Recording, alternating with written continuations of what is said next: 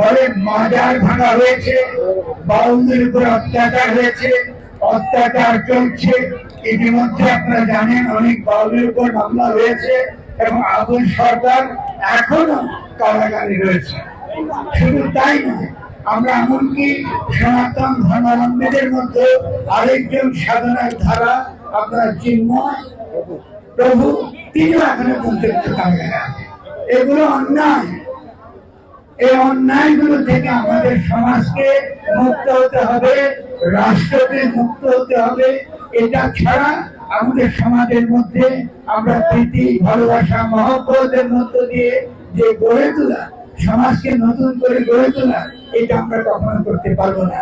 আমাদের মধ্যে বিভেদ তৈরি করে রাখবে, তারা মাজার ভাঙবে, মাজার ভেঙে আমাদেরকে প্রমাণ করবে একদম যে মাজারে সব ধর্ম বিরোধী।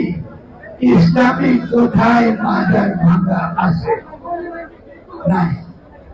আপনি মাজারের কোন বিষয়ে আপনার যদি আপত্তি থাকে, আপনার যদি কোনো প্রশ্ন থাকে, আপনি সেটা অবশ্যই আপনি আলোচনা করতে পারেন। আমি বহুবার বহু আলেমকে বলেছি, আমাকে একটু দেখান কোরআনের কোথায় গান হারাম হয়েছে। সমস্ত কিছু হারাম যদি আমাদেরকে তা আল্লাহর নিকটবর্তী না করে।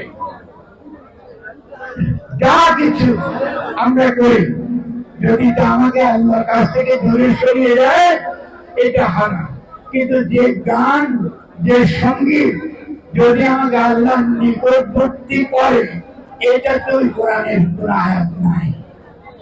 এবং এটা যারা ব্যাখ্যা করেন তারা একটা হাদিসের উপর ভিত্তি করে ব্যাখ্যা করেন।